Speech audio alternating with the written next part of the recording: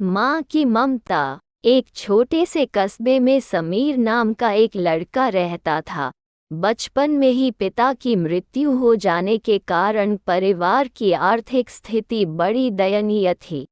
समीर की माँ कुछ पढ़ी लिखी ज़रूर थी, लेकिन उतनी पाई से नौकरी कहाँ मिलने वाली थी। सो घर घर बर्तन मांजकर और सिलाई बुनाई का काम करके किसी तरह अपने बच्चे को पढ़ा लिखा रही थी। समीर स्वभाव से थोड़ा शर्मीला था और अक्सर चुपचाप बैठा रहता था। एक दिन जब वो स्कूल से लौटा तो उसके हाथ में एक लिफाफा था। उसने माँ को लिफाफा पकड़ाते हुए कहा, माँ, मास्टर साहब ने तुम्हारे लिए ये चिट्ठी भेजी है। ज़रा देखो तो इसमें क्या लिखा है। माँ ने मन ही मन चिट्ठी पढ़ी और मुस्कुरा कर बोली, बेटा, इसमें लिखा है कि आपका बेटा काफ़ी होशियार है। इस स्कूल के बाकी बच्चों की तुलना में इसका दिमाग बहुत तेज है और हमारे पास इसे पढ़ाने लायक शिक्षक नहीं है। इसलिए कल से आप इसे किसी और स्कूल में भेजें। ये बात सुनकर समीर को स्कूल न जा सकने का दुख तो हुआ, पर साथ ही उसका मन आत्मविश्वास से भर गया कि वो कुछ खास है और उसकी बुद्धि तीव्र है। माँ ने उसका दाखिला एक अन्य स्कूल में करा दिया। समय बीतने लगा। समीर ने खूब मेहनत से पढ़ाई की। आगे चलकर उसने सिविल सर्विसेज परीक्षा भी पास की और आईएएस ऑफिसर बन गया।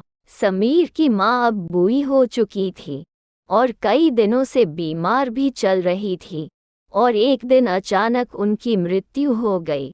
समीर के लिए ये बहुत बड़ा आघात था।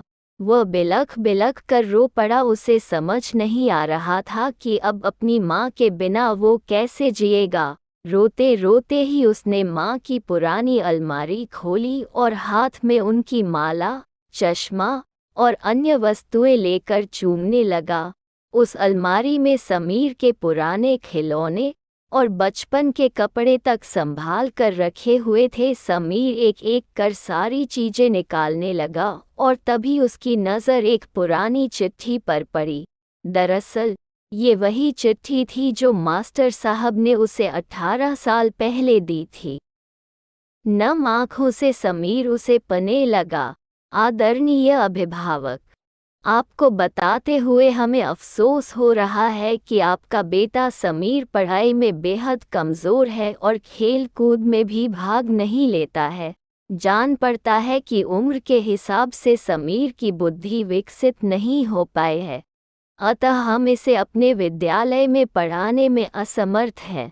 आपसे निवेदन है कि समीर का दाखिला किसी मंदबुद्धि विद्यालय में कराएं अथवा खुद घर पर रख कर इसे पढ़ाएं। समीर जानता था कि भले अब उसकी माँ इस दुनिया में नहीं रही, पर वो जहाँ भी रहे उनकी ममता, उनका आशीर्वाद सदा उस पर बना रहेगा।